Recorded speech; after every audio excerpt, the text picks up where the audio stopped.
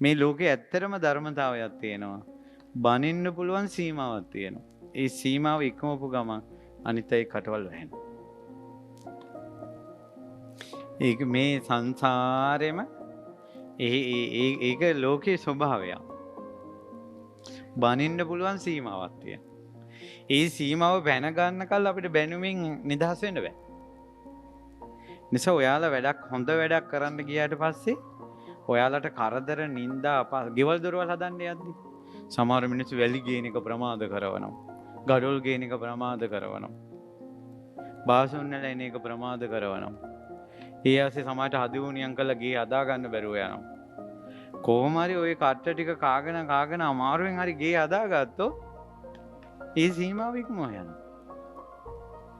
ඒකනේ අර ලෝකේ විවහාරේ කතාව වෙන්නේ අපිට ගල් ගහන්න පුළුවන් සීමාවක් තියෙනවා සතුරන්න. ඒ සීමාව ඉක්මවපු ගමන් බෑ.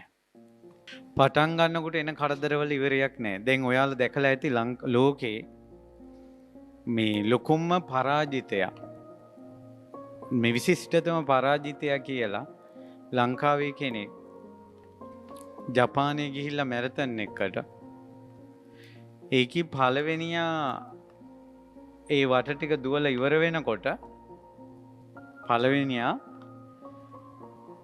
අපේ ලංකාවෙන් ගිය කෙනාට තව වට පහක් දුවන්න දෙනවා. පළවෙනියා දැන් ඉවරයි. ඉතින් දෙවෙනියත් ඉවරයි තුන්වෙනියත් ඉවරයි ඔක්කොම නැවතුණා. අපේ කෙනා දිව්වා. මිනිස්සු hina වුණා. ඊළඟට සමහර අය බෝතල් වලින්ම ගහන්න ගිහිල්ලා තියෙනවා. පිස්සෙක් කියලා. දෙවෙනි වටේ යනකොට කසුකුසු ගෑවුණා. තුන්වෙනි වටේ යනකොට මුළු පිට්ටෙනි හිටපු අයම නිහඬ වුණා. හතරවෙනි වටේ යනකොට කට්ටිය ඔක්කොම අත්පුඩි ගැහුවා. එයාට සම්මානයක් හම්බ වුණා. ලෝකේ විශිෂ්ටතම පරාජිතයා. ඒතර ජපානයේ අදටත් පෙළ පොත්වල අත්හරින්න එපා උත්සාහය කියලා පොත්වල ලියලා තියෙනවා. එහි කුසලානේ ගත්ත කෙනා කියලා තියෙනවා මේ කුසලානේ හිමි මට නෙවෙයි මේ ලංකාවෙන් ආපු කෙනාට කියලා. ඒ නිසා තමන්ට පුළුවන් ශක්තියෙන් යන්න පුළුවන් උපරිමයට යන්න ඕන අනුන් දිහා සසඳන්නේ නැතුව. මේ නායක හාමුදුරන් මේ පිළිම වහන්සේ මේ ගලෙන් මතු කරන්න පුළුවන් උනේ අන්න ඒවත් අනුන්ගේ පිළිමත් එක්ක සසඳපු නැති නිසා. අර පන්සලට වැඩිය අපේ පන්සල වේගෙන් හදා ගන්න ඕන. අරහෙට වැඩිය මෙහෙ කරන්න ඕන කියන තරඟේ නෑ. ඉවසීම තිබ්බා. ඒ නිසා මෙවැනි ගලෙන් සිල් පිළිම වහන්සේ නම මතුවනේ. ඉතින් ඒ නිසා මේ පිළිම වහන්සේ නිර්මාණය කරන්න කුළු ගෙඩි පාරවල් කීයක් ගහන්න ඇතිද? ඒ ගහන කුළු ගෙඩි වලින් හැම කුළු ගෙඩි පාරකටම මිටි පාරකටම ඔරොත්තු දුන්න නිසා බුදුරුවන් මැවුණා. එක කුළු ගෙඩි පාරකට හරි ඔය අතේ ඇඟිල්ලක් හරි පාදේ හරි පාදේ මුල්ලක් හරි එක කුළු ගෙඩි මිටි පාරකට ඔරොත්තු දුන්නේ නැත්නම් සුන්දර බුදුරුවන් මැවෙනවද? මේ බුදුරජාණන් වහන්සේගේ පිළිමේ පවා ඔරොත්තු දීලා ඉවසපු භවයේ නිර්මාණයක් ඔය තියෙන්නේ. ඒවට දරාගෙන හිටියා. ඔයාට මේ ලෝකේ මිනිස්සෙක් විදියට ඉපදිලා මිනිස්සෙක් විදියට මැරෙන්න ඕනේ නම් දෙවියෙක් විදියට මැරෙන්න ඕනේ නම් නිවනට යන කෙනෙක් විදියට මැරෙන්න ඕනේ නම් පුළුවන් තරම් ඉවසන්න. එක මේ වෙනකොට අපිට ආපු එක ප්‍රශ්නයකදී හරි සියදිවි නසා ගන්නවා කියන දෙදරා යන තීරණේ අපි ගත්තා නම් අද අපි මෙතන නැහැ. මේ ලෝකේ අමා නිවනටපත් උනේ ඔරොත්තු දුන්න මිනිස්සු. මේ පිළිම වහන්සේ කියලා කියන්නේ මේ පිළිම වහන්සේ කියලා සම්පූර්ණයෙන්ම මේ පෙනෙන්නේ ගල් කටු පහරට කුළු ගෙඩි පහරට ඔරොත්තු දුන්න දෙයක් මේ. අපිට දැන් බුදු කෙනෙක් විදිහට පේනවා. අපිට පේන්නේ ඔරොත්තු දුන්න එකක්ද බුදු කෙනෙක්ද? මේ ලෝකයේ අභියෝග ප්‍රශ්නවලට කිසි කෙනෙකුට ලං වෙන්න නොහැකි විදිහට ඔරොත්තු දුන්න කෙනා සම්මා සම්බුද්ධත්වයට පත් වුණා. ඒ ඔරොත්තු දීම සුළුපටු ඔරොත්තු දීමක් නෙවෙයි. අත් දෙක කපද්දී ඔරොත්තු දුන්නා.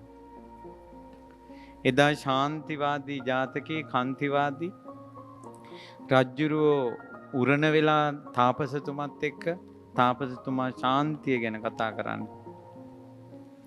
ඊට පස්සේ ඇහුවා මොකක්ද ඔබ කියන බණ. ඊට පස්සේ කිව්වා මම කියන්නේ ඉවසන්න, තරහ ගන්න එපා. උඹගේ තරහ ගන්න නැති එක මම බලන්න කියලා ඒ වදකයාට එන්න කියලා කිව්වා මේකගේ අත් දෙක කපාපන්. අත් දෙක කැපුවා. ඒත් ඉවසුවා. තරහ ගන්න නැතුව. කකුල් දෙක කැපුවා. ඒත් ඉවසුවා. තරහ එන්නේ නැහැ. කන් දෙක කැපුවා. ඒත් ඉවසුවා. නහය කැපුවා. ඒත් ඉවසුවා. පයින් විසිවෙන්න ගැහුවා. ඒත් ඉවසුවා. ඒ විදියට ඉවසපු කෙනෙක් බුදුරජාණන් වහන්සේ. ඒ නිසයි බුදු කෙනෙක් පහළ වුණේ. අපිට මඳුරුවෙක් කනවා ඉවසන්න බෑ. තව කෙනෙක් ඇඟේ හැප්පෙනවා ඉවසන්න බෑ. වැඩි ඕනේ අනුන්ගේ කුඩෙන් ඔයාගේ ඇඟට වතුර ටිකක් වැටුනොත් ඒක ඉවසන්න බෑ අපිට. හොඳට අපි දිහා බලන්න. මට ඉවසීම නැති නිසා තමයි මට ඉවසීම කියන එක මහමෙරක් වගේ මට පේන්නේ. මට මහමෙර මම කන්ද පාමුල ඉඳලා කන්ද දිහා බලන්නේ. එතකොට මට කන්ද ලොකුයි. ඉවසීම අඩු කෙනෙක් මම. ඒ නිසා මම ඉවසීම කියන එක දිහා බලනකොට මට මහමෙරක් වගේ පේනවා. මට ඒක සුවිසල් මගේ බුදුරජාණන් වහන්සේගේ ඉවසීම. දරා ගැනීම. අද වුණත් ගලකින් වුණත් බුදුරුවක් මැවෙන්නේ කුළු ගෙඩි පහරට ඒ බුදුරුව දරා ගන්නවා.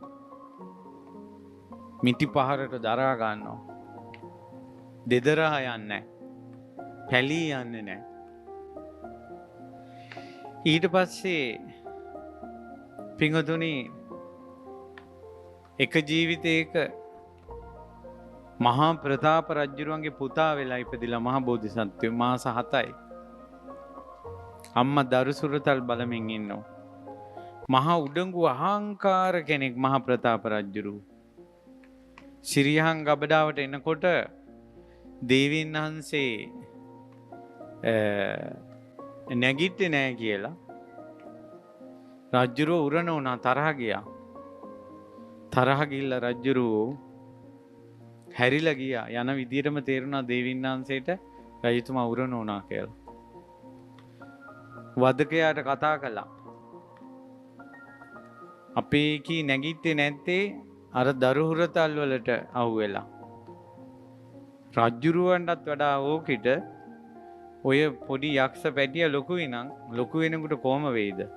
දැම්ම නසන්න ඕන කියලා තමන්ගෙම දරුවා ඇදගෙන ඉන්න කියලා යමපල්ලට කිව්වා මේ පෝරිසාදයාට මේ අලුගෝසුවාට වදකයාට.